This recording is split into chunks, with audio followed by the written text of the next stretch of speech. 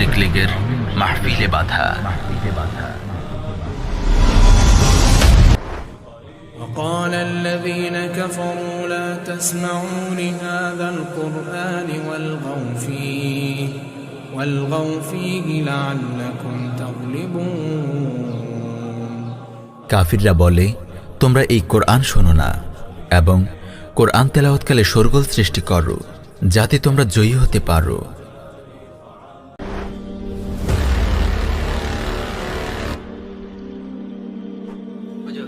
জি, আপনারা ভাস্কর্য এবং রাজনীতির ব্যাপারে কথা বলবেন না। কি কি রাজনীতির কথা বললাম? বাদ দেন তো। আরে ভাই, কি রাজনীতির কথা বললাম? আপনি বলবেন তো। কোরআন হাদিসে ভাস্কর্য নাই, আপনি কি বলেন? আমি তো বললাম যে কোরআন হাদিসে ভাস্কর্য নাই। আপনি কি বলতেছেন আমাকে? আপনি কি বলতেছেন আমাকে? তা আপনি আসেন, নামাজ পড়ান, আপনি খুতবা দেন, আসেন।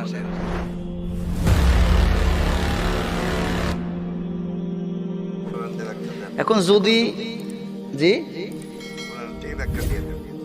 আমি তো বললাম উতুল্লিম বাদা যালিকা জানিম, যারা জারক সন্তান, অবৈধ সন্তান, জারক কারা হয়? যার বাপ খারাপ না হয় মা খারাপ। কথা বলছেন? হ্যাঁ, কোন দিক? রাজনীতি কেতে এটা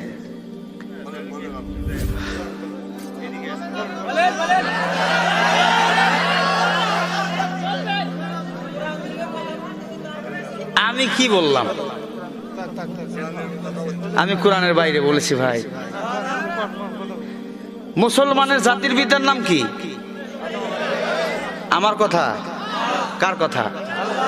আমি এখান থেকে যাইতে লাগলে আপনি যদি একটা অসভ্য কথাবার্তা বলেন তখন কিন্তু খারাপ লাগবে।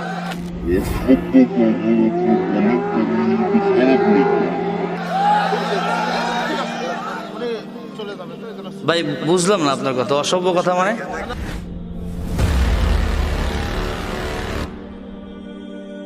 যে নরেন্দ্র মোদী এ যুগের সবচাইতে বড় কাজ্জাল এবং কাজ্জাল সন্ত্রাসী, ঠিক কিনা? এর মধ্যে মুসলমানদের ইতিহাস তুমি বলে গিয়েছ। এই ভারত মহাবর্ষের মধ্যে 750 বছর পর্যন্ত আমরা এই ভারত মহাবর্ষ রাজত্ব করেছি। মুসলমান এমন একটা জাতি,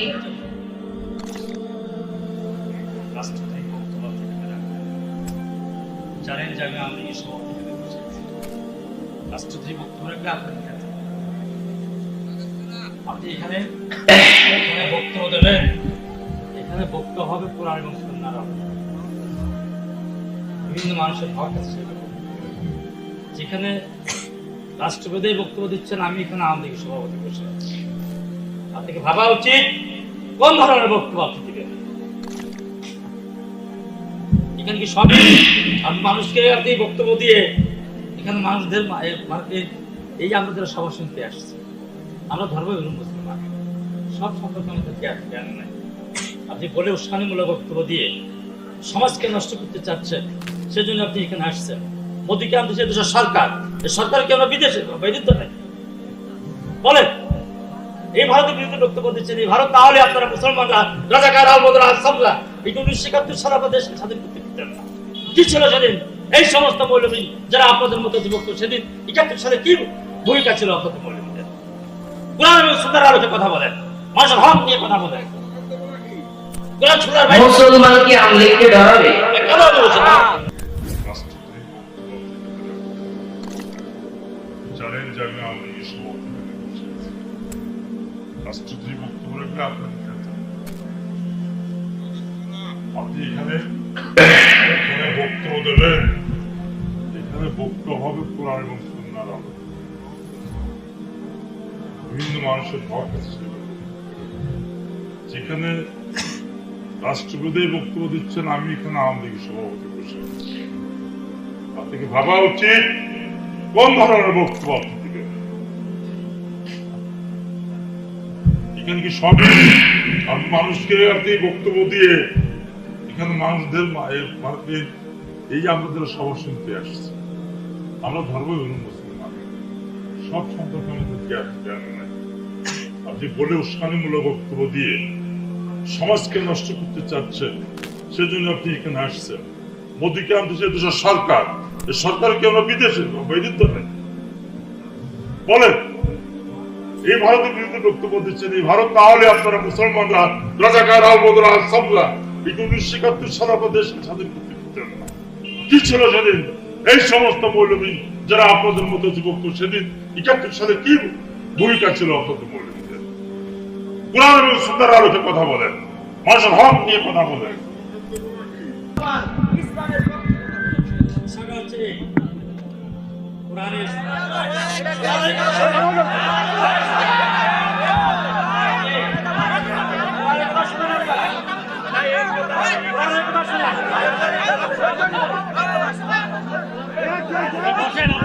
বসেন বসেন।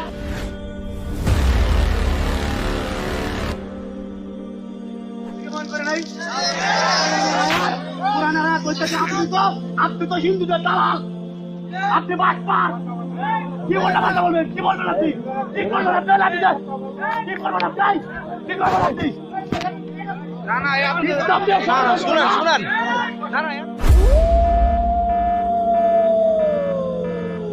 আমরা এখানে কোরআনের কথা বলেছি, ইসলামের মান করেছি। কোরআনের কথা যদি ভালো না লাগে এটা মুরতাদ। আমরা মূর্তির বিপক্ষে কথা বলেছি। মূর্তির বিপক্ষে কথা বলতে গিয়ে যে ব্যক্তি মূর্তির পক্ষে থাকবে সে মুসলমান না, মূর্তির পক্ষে যে থাকবে সে মুসলমান না। এই লোকের উচিত তওবা করে কারণ করে মুসলমান হওয়া। ভয় পান আপনারা? ভয় পান? ভয় পেতে পেতে কি অবস্থা? ভয় পেতে পেতে কি অবস্থা? ভয় পাওয়া যাবে না। কোরআন সুন্নাহর কথা বলা হবে।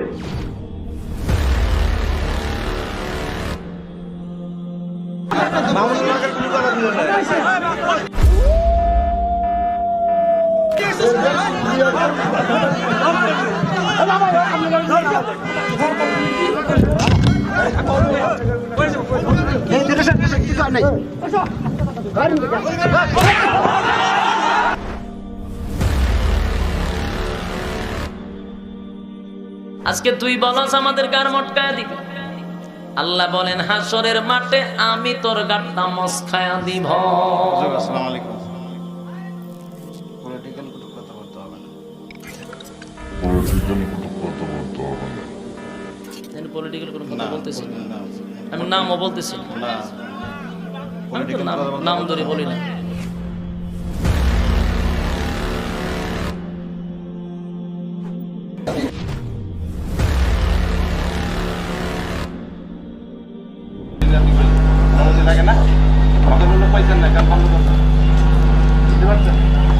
আপনারা বন্ধ করবেন, এখানে ইচ্ছা মতো কোনো কিছু করা যাবে না।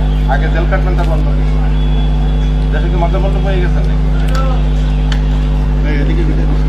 ভিডিও দিন, সমস্যা করবেন। ভিডিও দিয়ে কি রাখেন এখানে কিন্তু আপনার দায়িত্ব আমাদের ভরে গেছে না। ঠিক আছে।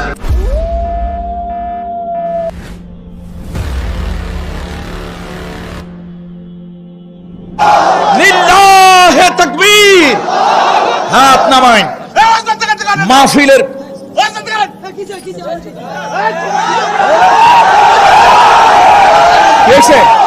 চিনলেন কেন? আপনি কি হয়েছে? চিনলেন কেন?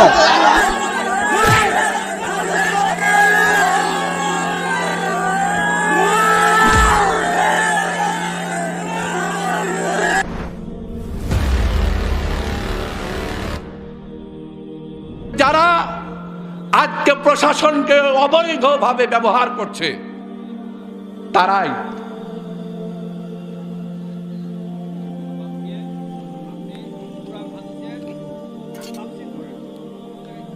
আচ্ছা ঠিক আছে, জি ভাইয়া। আচ্ছা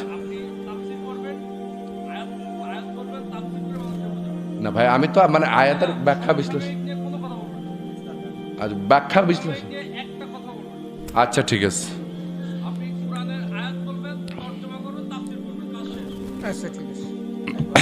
তর্জমাটা তো বুঝাতে হবে।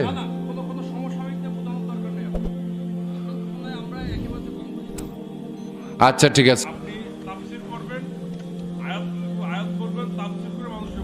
না ভাই, আমি তো মানে আয়াতের ব্যাখ্যা বিশ্লেষণ,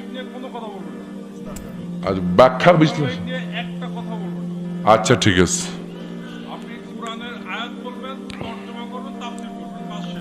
আচ্ছা ঠিক আছে। না, তর্জমাটা তো বুঝাতে হবে।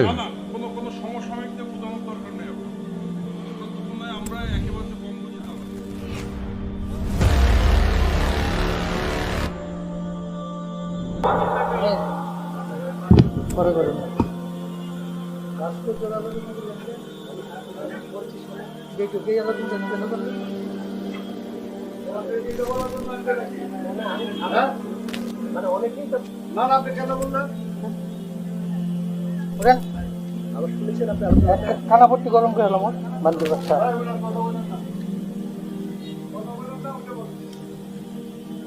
একদম পিঠা এখানকার বলা ঠিক করে এলাম। হ্যাঁ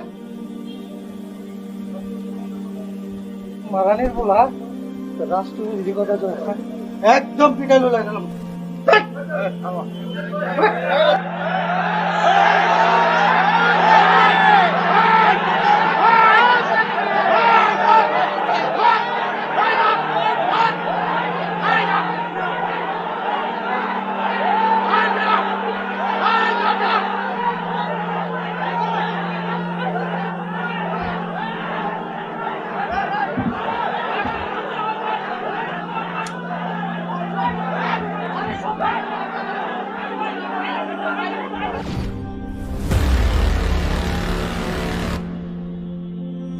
ভাস্কর্যের নামে মূর্তি আমরা কখনো বসাইতে দিব না।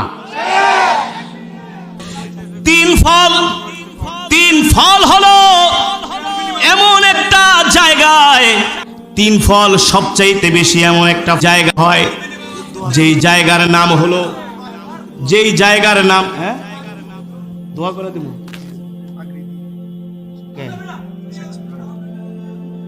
হক কথা তো বলতেছি, কোরআনের কথাই তো বলি। কোরআনের তাফসীর দাঁড়ান, কোরআনের তাফসীর করতে গেলে অনেক প্রসঙ্গ আসবে। কোরআনের তাফসীর এমন তাফসীর নাই যেটা করলে আপনি একেবারে 100% আলেমের উপর খুশি হবেন। কোরআনের তাফসীর করতে গেলে অনেক সময় কিছু গুনার কথা আসবে, সেগুলো থেকে বিরত কথার কথা বলতে হবে, ঠিক কিনা বলেন? বিরোধিতা করে লাভ কি ভাই? আমরা তো কারো শত্রু না,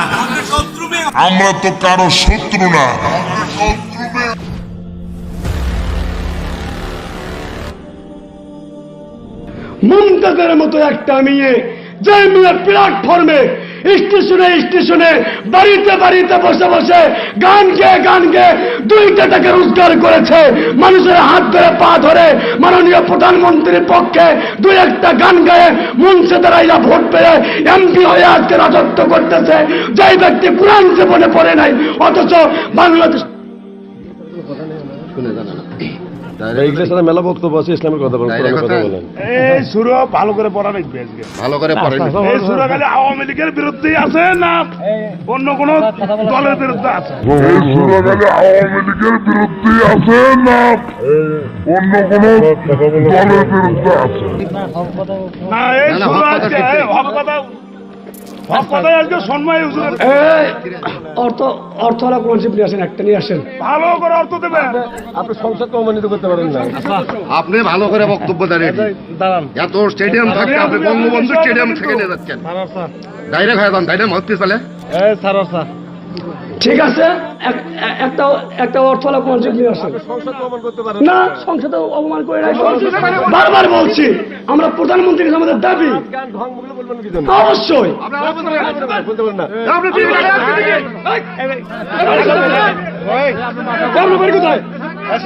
আপনারা কি করেন? কোরআনের ময়দানে আপনারা শুনতে রাজি আছেন তো? কোরআনের হক করে শুনতে রাজি আছেন তো? কোরআনের ময়দানে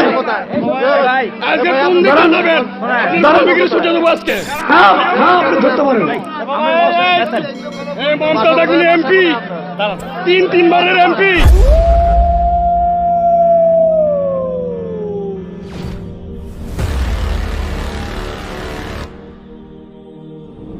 আলেমদেরকে ভালোবাসতে চাই। যেটা বললেন, কোনটা বললাম? ঘাড় বটকা এই কথাটা কোথায় হচ্ছে সেখানে হচ্ছে, এখানে কোন কোরআনে আছে আপনি আমাকে দেখান। বসেন, আমি বলতেছি। ঘর বটকাই কথাটা কোথায় হচ্ছে সেখানে হচ্ছে, এখানে কোন কোরআনে আছে আপনি আমাকে দেখান।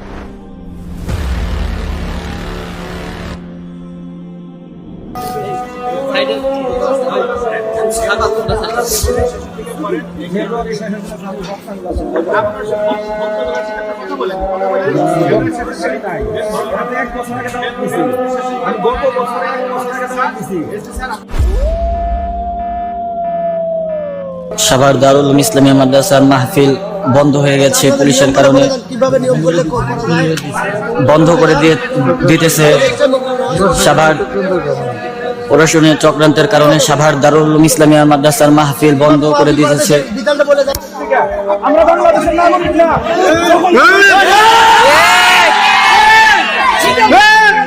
ফাঁসি দেন আমারে নিয়ে, আমার ফাঁসি দেন, তাও মাহফিল করেন, আমার ধরে নিয়ে যান, আমার ফাঁসি দেন, তাও কোরআনের কথা মানুষকে শোনাতেছিলাম।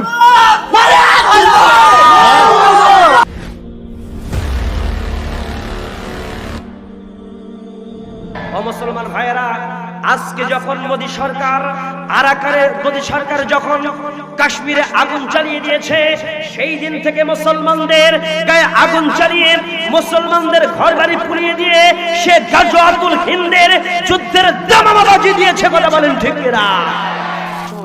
যে কি আর ওয়াজ করব ভাই। আসসালামু আলাইকুম। জি থানার ওসি সাহেব না?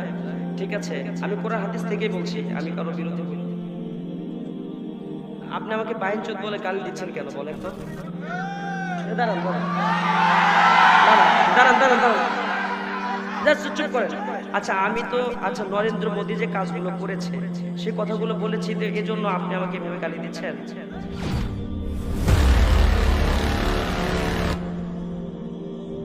লক্ষ্য করেন কথাগুলি জ্বালামরে কোরআনে রাজনীতি নাই। আমি তাদেরকে লক্ষ্য করে বলছি, রাজনীতি তো দূরের কথা, কোরআনের নেতার কথাও আছে, কোরআনে গ্রামের কথাও আছে। আমরা লক্ষ্য করছি যে এইসব ইসলামী জালসাগুলিতে সেই চিরায়ত কোরআন ও হাদিসের আলোকে আলোচনার বাইরে অনেকগুলি আলেম, অনেকগুলি মৌলানা সাহেবরা রাজনৈতিক বক্তব্য দিয়ে থাকে। এটা কিন্তু অন্যায়। ইসলামী জালসায় আপনার কোনোভাবেই কোন রাজনৈতিক বক্তব্য দেওয়া যাবে না, কোন গোষ্ঠীর বিরুদ্ধে কোন রকম আপনার নিন্দা চর্চা করা যাবে না। ইসলামী জালসায় আপনার কোনোভাবেই কোন রাজনৈতিক বক্তব্য দেওয়া যাবে না, কোন গোষ্ঠীর বিরুদ্ধে কোন রকম আপনার নিন্দা চর্চা করা যাবে না।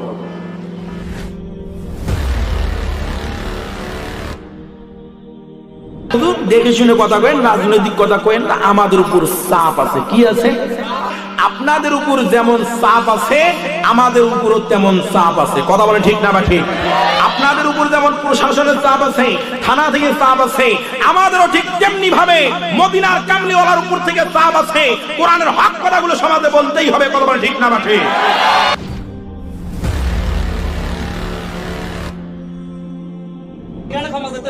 আমার বক্তব্যের কথা আপনার অপরাধ কি? আমি আইনের রাস্তা নিতে পারতাম। আমি এখানে কারো কথা চিন্তা, আমি আপনার অপরাধ নাকি আপনি কোথেকে কেন বলছেন ওটা আমাকে বলতে হবে। আপনাকে মেসেজ কে দিছে? আপনি কার আইন বাস্তবায়ন করতেছেন ওটা বলে যান, আর না হলে আপনারা চলে যান, আমি আইনের ব্যবস্থা নেই। কেন ক্ষমা করতে আমার বক্তব্যের কথা আপনার অপরাধ কি? আমি আইনের রাস্তা নিতে পারতাম। আমি এখানে কারো কথা চিন্তা, আমি সরাসরি বন্ধু দিতে। আপনার অপরাধ নাকি আপনি কোথেকে কেন বলছেন ওটা আমাকে বলতে হবে। আপনাকে মেসেজ কে দিছে? আপনি কার আইন বাস্তবায়ন করতেছেন ওটা বলে যান, আর না হলে আপনারা চলে যান, আমি আইনের ব্যবস্থা নেব। ইন্নাল হামদুলিল্লাহ ওয়াসসালাতু ওয়াসসালামু আলা রাসূলিল্লাহ, আম্মা বাদ। বাংলাদেশের মুসলিম রাজ এক কঠিন সময় অতিক্রম করছে। ভারতের মদতপুষ্ট তাগুত সরকার তথা আওয়ামী লীগ ইসলাম ও মুসলিমদের বিরুদ্ধে চরম আগ্রাসী ভূমিকা নিয়েছে। শেখ মুজিব ছিল বিভিন্ন ধরনের কুফরের মিশ্রণে মুজিববাদ নামে এক জগাখিচুড়ি মতবাদের প্রতিষ্ঠাতা। এই শেখ মুজিবকে আজ তারা প্রায় খোদার পর্যায়ে নিয়ে গেছে। সংবিধান সংশোধন করে রীতিমতো আইন বসিয়ে এই ব্যক্তির প্রতিকৃতি স্থাপনকে বাধ্যতামূলক করা হয়েছে। অথচ এই শেখ মুজিব ছিল ভারতীয় হিন্দুত্ববাদীদের দালাল, ভয়ঙ্কর মাপের জালিম এবং তাগুত শাসক। কোরআন সুন্নাহ ও স্পষ্ট দলিলের আলোকে এই ভূখণ্ডের ওলামায়ে কেরাম জঘন্য কুফরি মতবাদের প্রতিষ্ঠাতা তাগুত শেখ মুজিবের মূর্তি স্থাপনের বিরুদ্ধে অবস্থান নিয়েছেন। এই কারণে মুজিবের অনুসারীরা দেশের সর্বত্র ইসলাম ও মুসলিমদের বিরুদ্ধে আওয়াজ তুলেছে। ইসলামের সুস্পষ্ট বিধান দলিল প্রমাণ সহকারে তুলে ধরার পরও হিন্দুত্ববাদের দালাল এই আওয়ামী মুরতাদরা তা প্রত্যাখ্যান করেছে। শরীয়তের বিধান প্রচার করার কারণে তারা ওলামায়ে কেরামের বিরুদ্ধে যুদ্ধ ঘোষণা করেছে। তারা এখন প্রকাশ্যে তাদের কুফরি প্রদর্শন করছে। এদের কেউ ওলামায়ে কেরামকে পেটানোর হুমকি দিচ্ছে, কেউ বলছে শেখ মুজিবের নাকি ঐশ্বরিক ক্ষমতা আছে। মাহফিল ও মসজিদে গণতন্ত্র, ধর্মনিরপেক্ষতা সহ মুজিববাদী কুফরের বিরুদ্ধে কিছু বললেই তারা আলিমদের মারার জন্য ছুটে আসছে। শুধু তাই নয়, আলিম ওলামাগণ যেন কোরআন হাদিসের বক্তব্য সাধারণ মুসলিমদের সামনে তুলে ধরতে না পারেন, তাই তারা দেশের বিভিন্ন জায়গায় অসংখ্য ওয়াজ মাহফিল বন্ধ করে দিয়েছে, আলিমদের সঙ্গে বেয়াদবি করছে। প্রিয় ভাই ও বোনেরা, যদি আমরা এই আগ্রাসনের বিরুদ্ধে রুখে না দাঁড়াই তাহলে ক্রমান্বয়ে অবস্থা আরও খারাপ হবে। তাই আমি সকল মুসলিম তরুণদের অনুরোধ করব, আপনারা প্রতিটি পাড়া মহল্লায় মুজিববাদীদের বিরুদ্ধে সংঘবদ্ধ হন। এলাকার দিনদার মুরব্বী ও ওলামায়ে কেরামদের নেতৃত্বে হিন্দুত্ববাদী আগ্রাসন ও আওয়ামী মুরতাদদের দালালির বিরুদ্ধে একত্রিত হন। কোনো আওয়ামী মুরতাদ যেন মসজিদে হাঙ্গামা করতে না পারে, হিন্দুত্ববাদের কোনো দালাল যেন দ্বীনি মাহফিলে কোরআনের আলোচনা বন্ধ করতে না পারে, শেখ মুজিবের কোনো অনুসারী যেন কোনো আলিমের সঙ্গে বেয়াদবি করতে না পারে, তা নিশ্চিত করার চেষ্টা করুন। মাহফিল আয়োজক কমিটিকে বলবো, আপনারা যদি আল্লাহ রাব্বুল আলামিনকে রাজি করার জন্য মাহফিলের আয়োজন করে থাকেন তবে আল্লাহর ওয়াস্তে কোনো হিন্দুত্ববাদের দালাল, কোনো আওয়ামী মুরতাদকে মাহফিলের মঞ্চে জায়গা দেবেন না। আমার প্রিয় ভাই ও বোনেরা, জেনে রাখুন, বাংলাদেশের মুসলিমরা এক চরম ক্রান্তিলগ্ন অতিক্রম করছে। ইতিহাসের এক গুরুত্বপূর্ণ সন্ধিক্ষণে আমরা এসে উপস্থিত হয়েছি। তাগুত শেখ মুজিবের মূর্তিকে কেন্দ্র করে যেই দ্বন্দ্ব শুরু হয়েছে তা কোনো ব্যক্তি বা দল নিয়ে দ্বন্দ্ব নয়, 47 কিংবা 71 নিয়ে দ্বন্দ্ব নয়, বরং এটি হলো ঈমান ও কুফরের দ্বন্দ্ব, তাওহীদ ও শিরকের দ্বন্দ্ব। এই দ্বন্দ্ব হলো বাংলাদেশের মুসলিমদের সাথে হিন্দুত্ববাদী শক্তির দ্বন্দ্ব। গণতন্ত্র, সেকুলার শাসন আর মুক্তিযুদ্ধের চেতনার নামে হিন্দুত্ববাদী আগ্রাসন আজ এই অবস্থায় এসে পৌঁছেছে। ইসলামের সুস্পষ্ট বিধান প্রকাশ করা হলেও সেটা আজ প্রকাশ্য অস্বীকার করা হচ্ছে এবং শরীয়তের অবস্থান বলার কারণে মুসলিমদের শাস্তি দেওয়া হচ্ছে। আজ রাষ্ট্র থেকে ইসলাম নির্বাসিত, সমাজ থেকে ইসলাম নির্বাসিত, পরিবার থেকেও ইসলাম নির্বাসিত। এমত অবস্থায় যদি মসজিদ ও মাহফিলগুলোতেও দিনের অল্প স্বল্প যে কথা বলা হতো তাও বন্ধ হয়ে যায়, তবে সেদিন বেশি দূরে নয় যেদিন গুজরাট, আসাম কিংবা কাশ্মীরের পুনরাবৃত্তি এই দেশে হবে। তাই সময় থাকতে সাবধান হন, ইসলামের বিরুদ্ধে হিন্দুত্ববাদের দালাল আওয়ামী মুরতাদদের আগ্রাসনকে রুখে দিন। তাই সময় থাকতে সাবধান হন, ইসলামের বিরুদ্ধে হিন্দুত্ববাদের দালাল আওয়ামী মুরতাদদের আগ্রাসনকে রুখে দিন।